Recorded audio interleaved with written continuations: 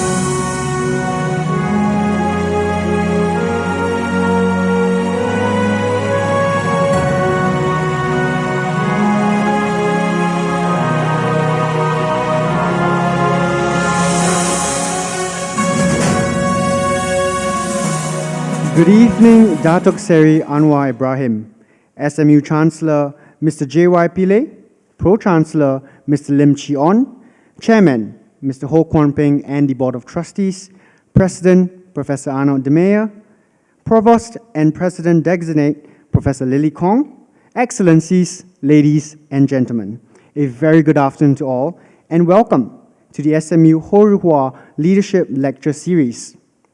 It's an honor for SMU today to have Datuk Seri Anwar Ibrahim here with us this evening. Welcome, sir, and thank you for being with us here today. Besides the SMU staff, faculty, and the students, I would also like to acknowledge the 400 principals, teachers, and students from the other universities, international schools, junior colleges, polytechnics, and the Institute of Technical Education, who are here with us this evening.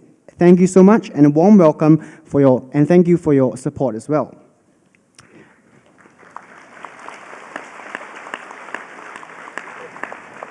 I would now like to invite on stage Mr. Ho Kwon Ping, Chairman of the SMU Board of Trustees, to give his welcome remarks. Chairman, please.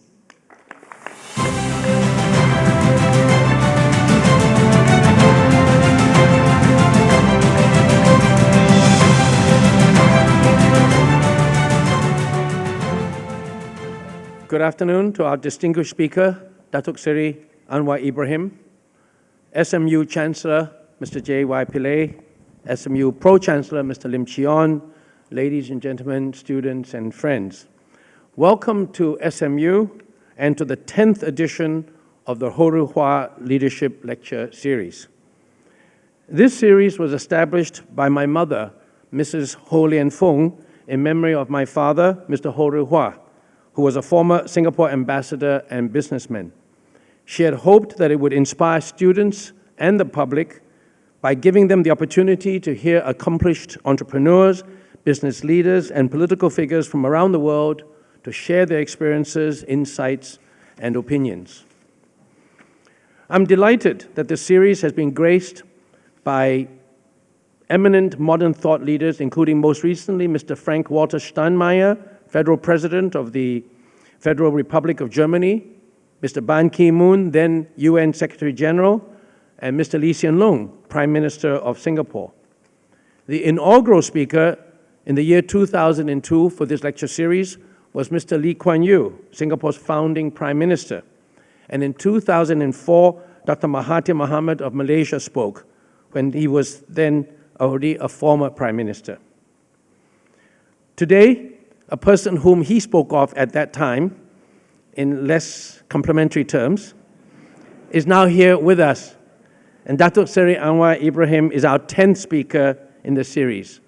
I'm particularly happy to welcome Datuk Anwar today, as I had the pleasure of hosting him just last week when he spoke at the Singapore Summit and received a standing ovation. For that audience, he did not require an introduction, as most of us there were of the same generation as you and knew your history very well. But noting that many of the young people here in this room came of age while Datuk Anwar was languishing in prison and have only heard of him after the stunning general elections in Malaysia recently, I'd like to just take a minute to recount some milestones from his extraordinary life. Anwar Ibrahim first came to public prominence around the age of our own SMU students as a student activist in his 20s.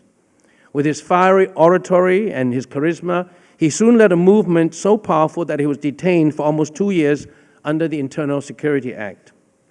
Upon his release, he continued to lead reformist movements, and his abilities were recognized by the then Prime Minister, Dr. Mahathir Mohamad, who invited him to join the government. Anwar rose quickly within the Malaysian government, first as finance minister and then as deputy prime minister. During the Asian financial crisis in 1998, however, he had what he has called a quote-unquote ferocious series of disagreements with Dr. Mahathir about the appropriate response to the crisis, which in his view required the dismantling of cronyism and other symptoms of improper governance. Ironically, soon after being named Asian of the Year by Newsweek magazine, Anwar Ibrahim was suddenly dismissed from cabinet and expelled from the ruling party. He then set up his own political party and launched the Reformasi movement to reform political governance in Malaysia. He was then arrested and convicted for a series of offenses which Amnesty International has said were fabricated and politically motivated. He was then jailed in 1999 for 6 years and was released only in 2004, with his original conviction having been overturned by the Supreme Court. In 2008, 10 years ago, Anwar Ibrahim was elected back into Parliament, this time as leader of an increasingly powerful reformist movement and opposition party. The last 10 years have been turbulent, with several near misses at winning control of Parliament, but also several fierce counterattacks in the form of further convictions and imprisonment. I'm sure you will hear from him later, recount some of these incidents and his quite severe condemnation of the corruption of the judiciary and the civil service in Malaysia. And many of our young students may want to ask questions related to this. In the May 2018 historic general elections, the Pakatan Harapan coalition, which he led, won, and he was quickly released from prison. Anwar Ibrahim has gone to prison 3 times, totaling more than 10 years behind bars. He was a prime minister designate some 20 years ago, and then became a convicted felon. He has come close to power several times, and each time that rise has been frustrated and for which he was punished. But he never wavered in his convictions, and today is a prime minister in waiting.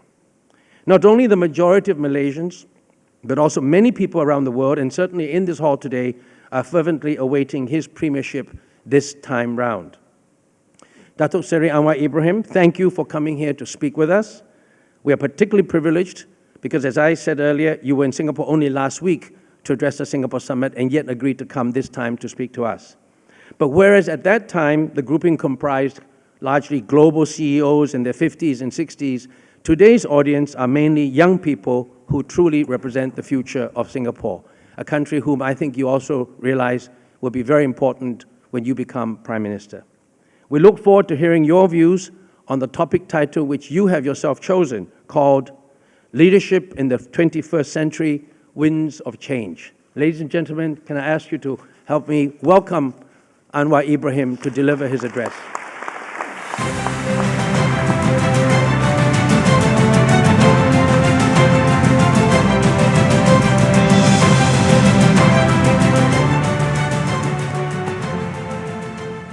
Assalamualaikum, good evening. Terima kasih kepada Kompeng. KP has been extremely kind in this introduction. I am now returning back to Kuala Lumpur and will enter this by-election for the parliamentary constituency, Port Dickson. I'm inviting KP to be one of my campaign managers. Chancellor Pillay, Pro-Chancellor, Vice-Chancellor, Excellencies, distinguished friends, and students. Let me begin first, of course, thanking the university, the Chancellor, the Vice Chancellor, and the staff for giving me this rare honor soon after being released from prison, to come and speak to this distinguished and prestigious university. I will ignore my text and address first the students. Knowledge and education, to quote John Kennedy, the purpose and the aim of education is the assimilation of knowledge for the dissemination of truth. It's an interesting connection here between assimilating knowledge and disseminating truth. I choose to quote Kennedy, not Donald Trump. And which means education is about our ability, capacity to acquire not only information, but also knowledge and wisdom. Now, those who are familiar with T.S. Eliot, the great American English poet, would clearly differentiate between information, knowledge, and wisdom. And there is this sync between what Kennedy referred to as the dissemination of truth. Only recently, a very known former dean at Harvard, who wrote this very critical, provocative piece, or book, entitled Excellence Without a Soul. The universities who have achieved excellence are being questioned whether acquisition of knowledge can be truly meaningful if you are soulless, you do not disseminate truth, you do not appreciate the meaning of compassion and justice. So my appeal to you, students, is to always realize during these challenging times, I made reference last week to this, some people refer to this age of post-truth, which I completely disagree, but certainly these are post-normal times. Look at the IT revolution, AI, look at the problem about climatic change, the problem of immigration, look at the most democratic, pro-market economy in the world, America, imposing trade sanctions, and look at the so-called communist regime promoting trade and free market. All full of contradictions, not anticipated, but clearly we are living in post-normal times. But beyond that, KP referred to the Malaysian experience in the last general elections. It's certainly not normal for Anwar to work with Mahathir. But we are living in post-normal times. And I think the thrust of this message is you have an agenda to move on. You have to move on. What is a struggle? What is the relevance of religion, values in society, if you do not have compassion? You talk about religion and you use it as a rationale to inflict harm to people. There are perpetrators of violence and terrorism in the name of religion. Therefore, when you talk about religion or values or democracy or development, devoid of compassion, justice, and forgiveness, I think there is a major human flaw. I'm not suggesting that it was easy. It was certainly not easy in my personal experience. It was very painful. You suffered, your family suffered. But you also realize that in life, in society, in nation, you should not only lament about the suffering of one man. You must think in terms of the need of the community and the nation. The only thing I learned from my limited experience is that I will not ever compromise with the need to respect freedom and justice. I do not want any Malaysian to be deprived of his or her right. I don't believe that we can achieve true meaning of independence and freedom if we continue to condone any form of oppression, or discrimination. Most of you, at least some of you, would know the plight of some of us. You know about Mandela or Gandhi. But do you realize that there are thousands of South Africans who suffered in the clamor for reform, honor, and dignity? Beyond Gandhi, you have hundreds and thousands or even millions who have struggled, not heard of, but certainly played a meaningful role in their society. Now, to them, it's just not Gandhi. It's the cause. It's their future. And I think looking at it in a wider context, I would say, therefore, I do not have much choice but to enter this new coalition on the understanding, on the clear platform of reform. I would not compromise. It's not just about power play. People say, well, you enter this understanding because Mahathir would be a temporary prime minister, that you will assume office soon. To the contrary, no. We entered into this agreement because both of us are committed to the reform.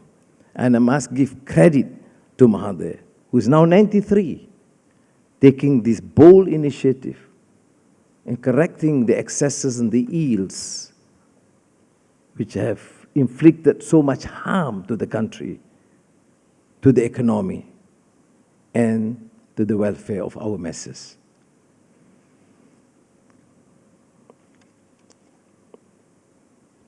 Now let's move on to talk about the present uncharted course, the fragility of our economies, the imminent trade war between the United States of America and China, and the contradictions I referred to earlier.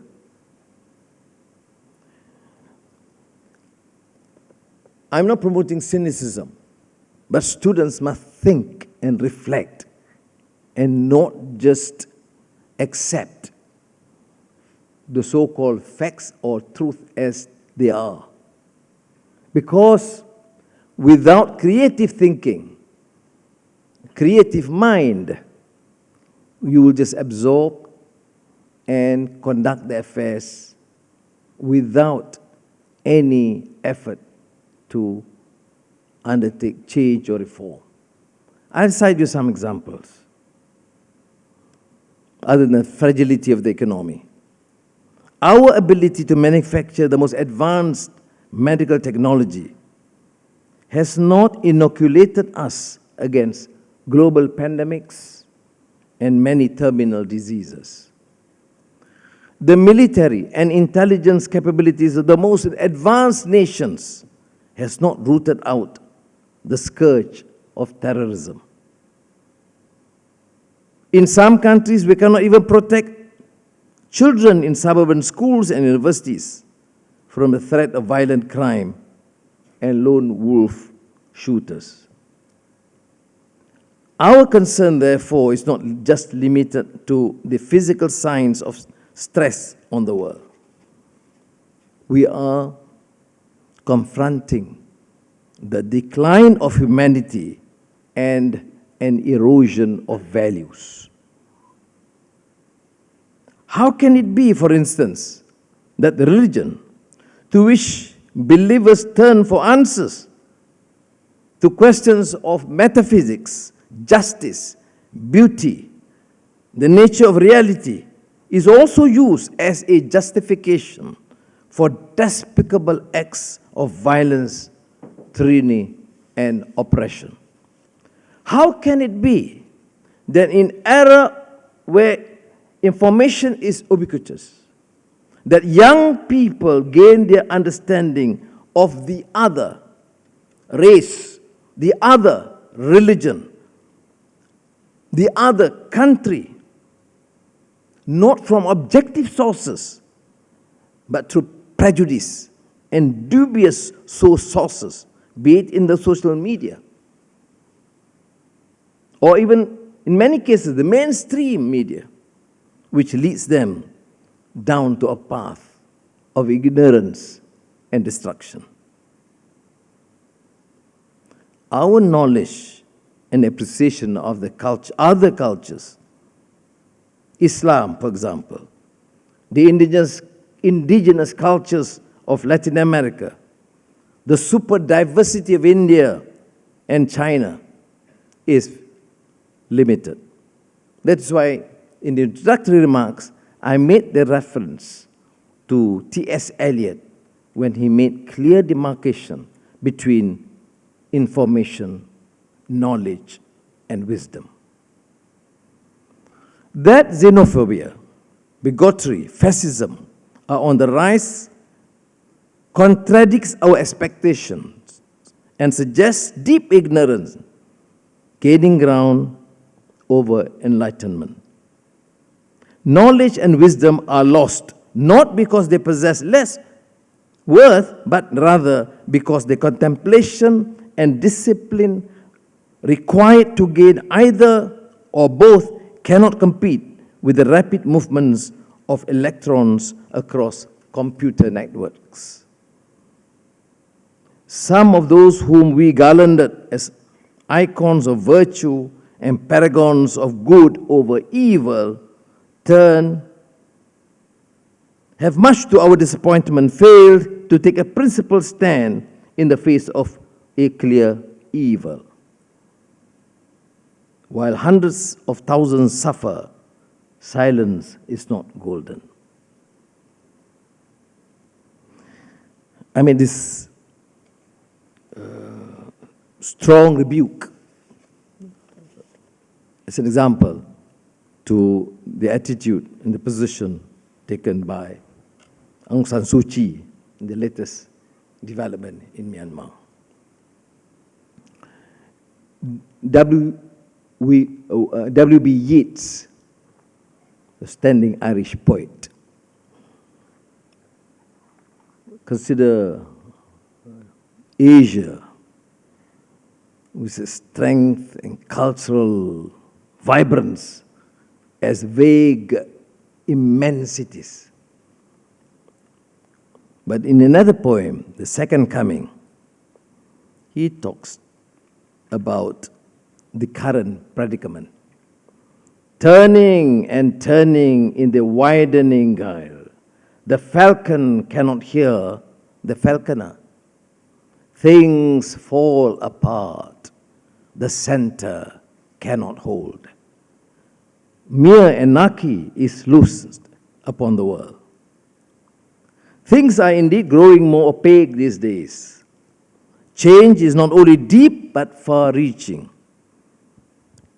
It's happening in many places all at the same time. KP referred to Ban Ki-moon, who made this reference to this enormous change, unpredictable, ranging a wider space, climate, politics, economic turbulence, as spontaneity happening all at the same time. That would be almost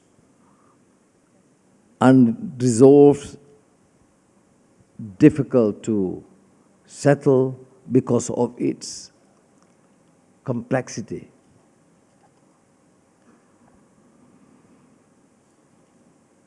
We leave to the Malaysian general elections and my personal experience to the Q&A if you are still interested, because I understand the TV here has carried quite extensively my earlier speech, which also touched on the same subject. I made that reference about change. The young people, the youth, want change. They should be seen to be rather impatient. Now, Churchill once said, if you are not a progressive or socialist when you are young, or you remain a socialist when you are old, that's of course a contradiction. When you are young, you tend to be more progressive, more radical. But once you get older, you are expected to be more reasoned, nuanced, and patient. I don't qualify in that territory, because I think there are fundamental principles that one must hold. Now, you can possibly articulate it in a more nuanced manner, but you should never compromise on the core values and principles about what is just, what is fair. And this must go on with compassion and forgiveness.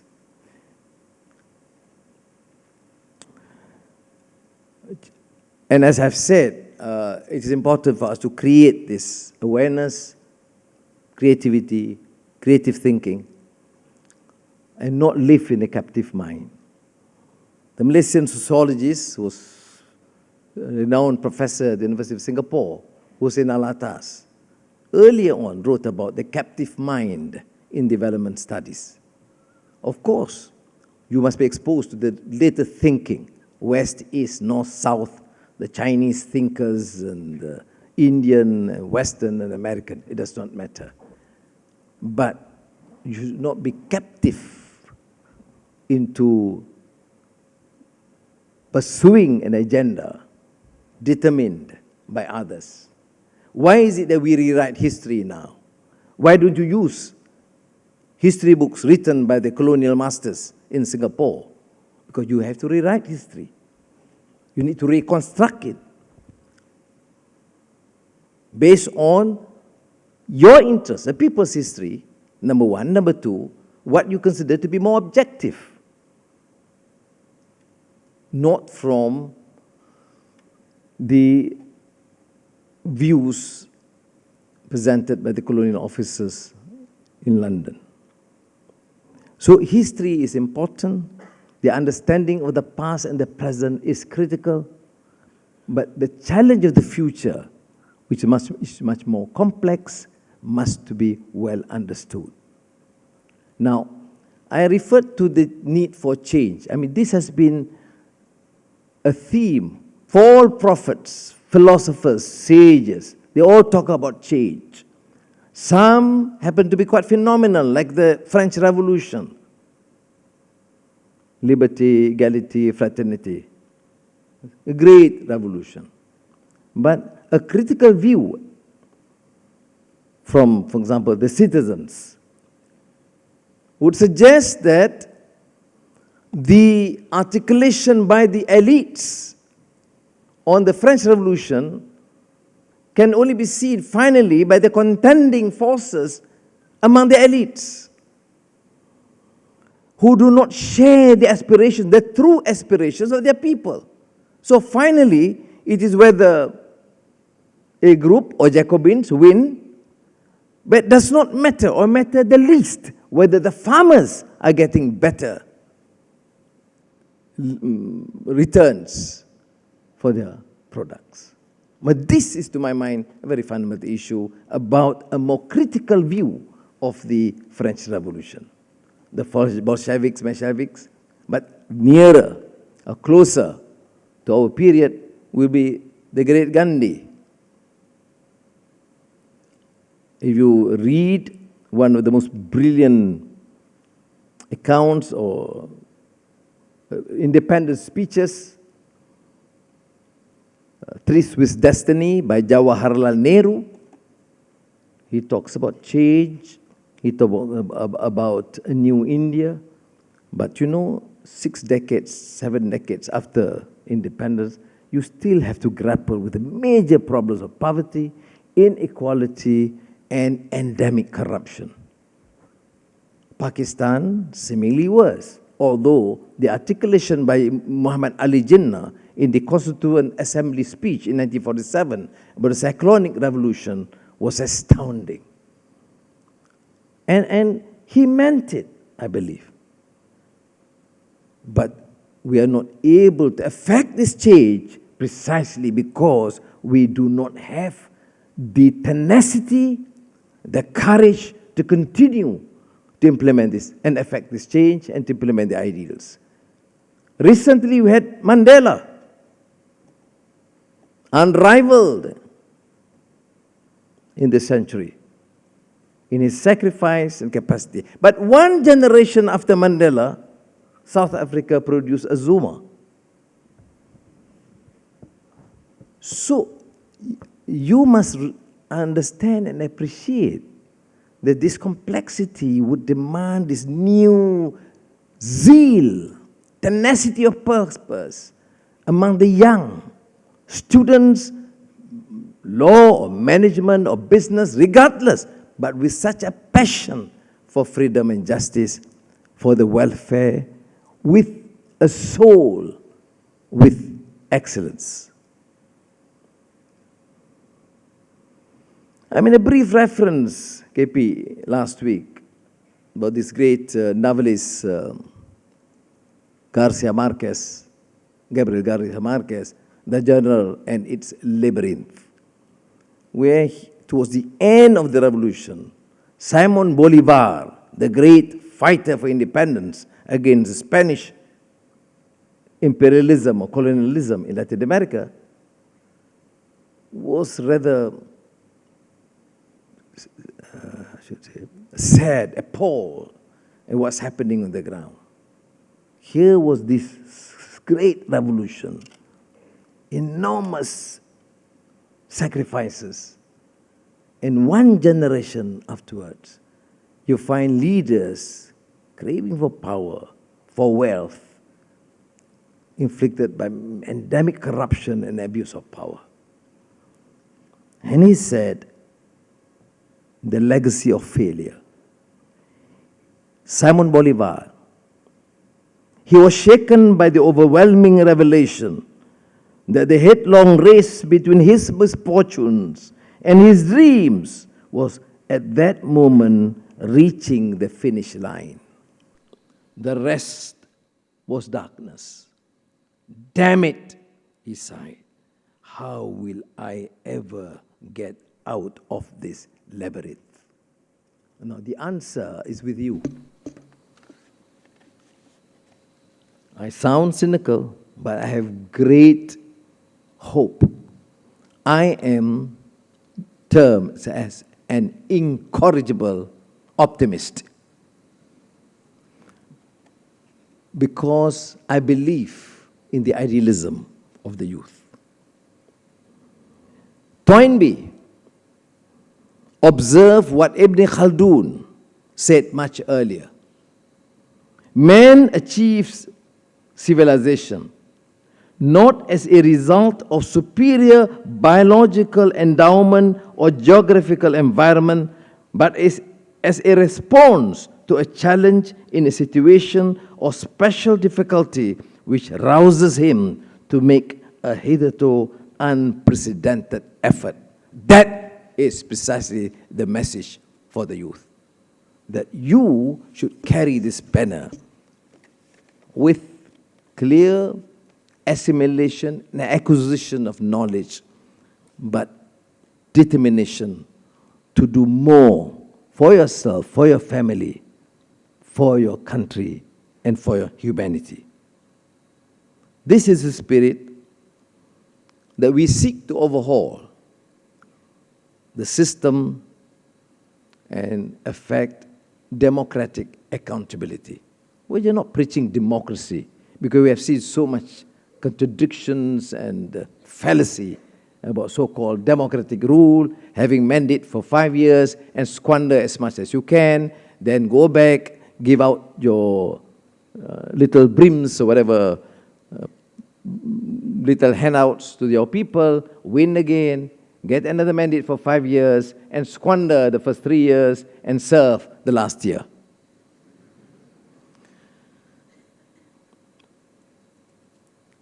So we need to apply our physical and intellectual resources to formulate a solution, and then we focus on the execution. We rely on the body of knowledge around finance or economics or psychology to the natural sciences to guide us. We believe in our own mastery of these tools and disciplines, and they will lead us to a desired outcome. In reality, little of this now holds true. Much of what we have taken as normal, conventional, and orthodox no longer applies. Markets don't function as expected.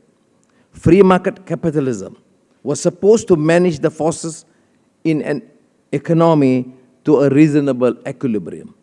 But in so many instances, the invisible hand has just been invisible. Growing disparity, inequality, injustices, and abuse. Political systems, once deemed stable and predictable, are now operating in a different wavelength, allowing extreme viewpoints to migrate into the mainstream. Politicians themselves are almost universally mistrusted. Technology and innovation is leading us into a world of artificial intelligence where machines will do the thinking and deciding, and we won't be able to understand their thought process. I'm not against AI, but I'm just cautioning you what Stephen Hawking had done to suggest that this can be potentially a disastrous weapon against humanity. There are no easy answers to the challenges before us. But we must adapt and we must learn to navigate these complexities rather than to simplify them. We have to accept the unknowns which are at play. To assume a linear progression of human history and to assume that our perceived mastery of certain disciplines would be enough to realize beneficial outcomes is the first mistake. Humility is not just nice to have. Humility is central to being able to operate in a scenario where we do not have, nor will we ever have, complete knowledge. The great Mexican poet and writer Octavio Paz reminds us that it is not merely enough to have good intentions if we suffer from a lack of humility.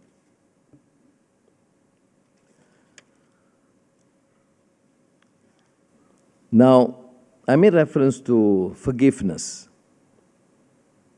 There are those who are actively and deliberately seeking to sow deep divisions among people in society. They may do it for political gain or maybe through ideologues.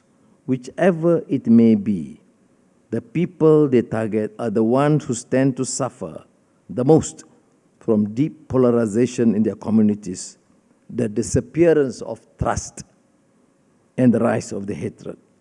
This is why the act of forgiveness as a means to bring people back together, especially when it demands more from ourselves than we could imagine giving, is a powerful antidote to fear and can be a force for rebuilding society and restoring hope.